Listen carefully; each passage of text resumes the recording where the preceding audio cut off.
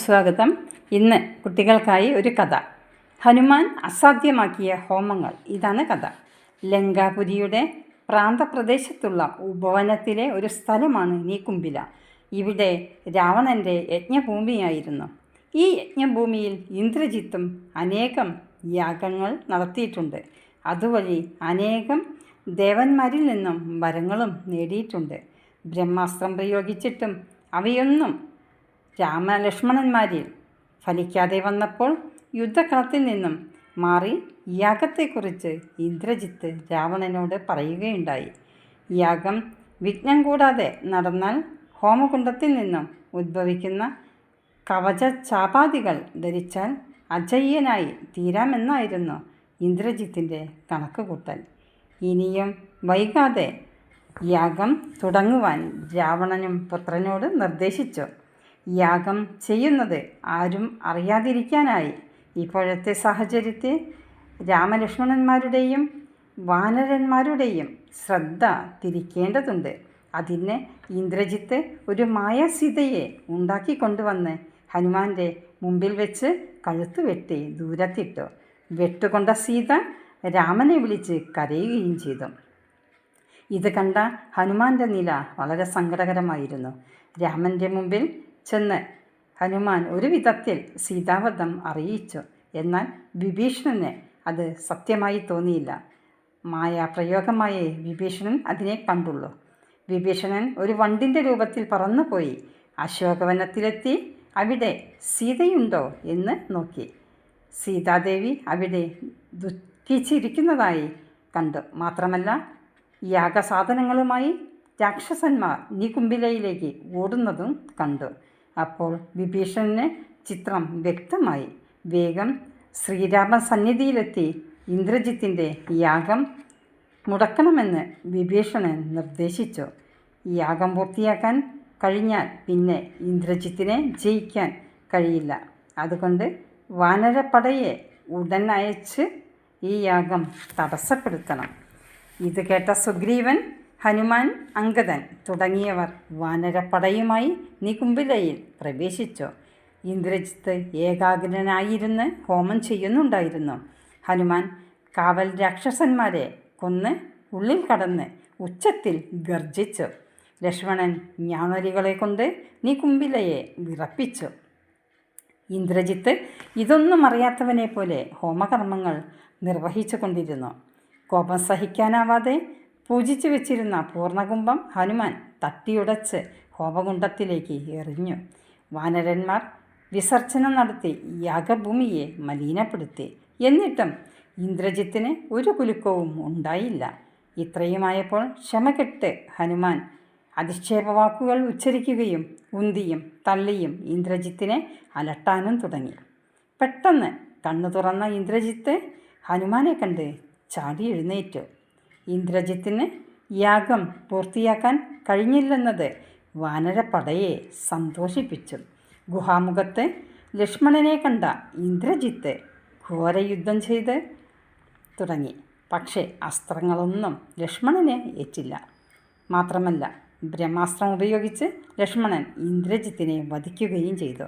ഇന്ദ്രജിത്ത് ബ്രഹ്മാവിനോട് ഒരിക്കലും മരിക്കരുതെന്ന വരം ആവശ്യപ്പെടുകയുണ്ടായിരുന്നു. എന്നാൽ ആ വരം ആർക്കും നൽകാനാവാത്തതുകൊണ്ട് ബ്രഹ്മാവ് നൽകിയില്ല. അപ്പോൾ താൻ ചെയ്യുന്ന ഹോമം പൂർത്തിയാവാതെ പോവുകയാണെങ്കിൽ ശത്രുക്കൾ തന്നെ വധിച്ചു കൊള്ളട്ടെ എന്ന വരം ഇന്ദ്രജിത്ത് ബ്രഹ്മാവിൽ നിന്നും നേടിയിരുന്നു. ആ വരമാണ് ഇവിടെ ഫലിച്ചത്. നീക്കുംബില രാവണൻ്റെ യജ്ഞഭൂമിയാണ്. രാവണനും അവിടെ ഹോമം പൂർത്തിയാക്കാൻ കഴിയാതെ വന്നതും രാമരാവണ യുദ്ധസമയത്താണ്. ഇന്ദ്രജിത്തിൻ്റെ മരണശേഷം രാവണൻ തന്നെ നേരിട്ട് യുദ്ധക്കളത്തിൽ ഇറങ്ങി രാമനുമായി ഏറ്റുമുട്ടി. പക്ഷേ ആദ്യ തവണ രാവണൻ തോറ്റ് പിന്മാറേണ്ടി വന്നു. അപ്പോൾ രാവണൻ പാതാള രാവണന്മാരെ രംഗത്തിറക്കി. അവർക്കും ശ്രീരാമനെതിരെ ഒന്നും ചെയ്യുവാൻ സാധിച്ചില്ല. തന്നെയുമല്ല ഹനുമാൻ അവരെ വധിക്കുകയും ചെയ്തു. നിരാശനായ രാവണൻ ഗുരുവായ ശുക്രാചാര്യനിൽ നിന്ന് മൂലമന്ത്രം പഠിച്ച് നീക്കുംബിലയിൽ ഹോമം തുടങ്ങി. ചുറ്റി നടന്ന ചാരന്മാർ നീക്കുംബിലയുടെ ഗുഹാമുഖത്ത് പുക കണ്ട് വിവരം സുഗ്രീവനെ അറിയിച്ചു. രാവണൻ നികുംഭിലയിൽ ഹോമം ചെയ്യുകയാണെന്ന് വിഭീഷണനിൽ നിന്നും മനസ്സിലാക്കിയ ഹനുമാൻ ലക്ഷ്മണനോടും വിഭീഷണനോടും വാനരപ്പടയോടും കൂടി യാഗസ്ഥലത്തെത്തി. ഗുഹാമുഖം പൊളിച്ച് ഹനുമാൻ ഹോമകുണ്ഡത്തിൽ എത്തി. രാവണൻ്റെ കയ്യിലിരുന്ന തവി വാങ്ങിക്കളഞ്ഞു. തവി കൊണ്ട് നെയ്യ് ഹോമാഗ്നിയിലേക്ക് ഒഴിക്കുകയായിരുന്നു. വിളക്കുകളും പുഷ്പങ്ങളും തുടങ്ങിയ പൂജാ സാമഗ്രികളെല്ലാം വാനരന്മാർ താറുമാറാക്കി. രാവണൻ്റെ പ്രിയപത്നിയായ മണ്ഡോദരിയെ പോലും വെറുതെ വിട്ടില്ല. ആ സ്ത്രീയെ ആക്രമിച്ച് അവരുടെ വസ്ത്രാക്ഷേപം നടത്തി അംഗദൻ. മണ്ഡോദരിയുടെ നിലവിളി രാവണനെ സഹിച്ചില്ല. രാവണൻ ഹോമം നിർത്തി രാമനുമായി യുദ്ധത്തിനിറങ്ങി. അശുഭലക്ഷണങ്ങൾ കണ്ടു. എങ്കിലും രാമനെ നേരിടുന്നതിൽ രാവണൻ വിമുഖത കാണിച്ചില്ല.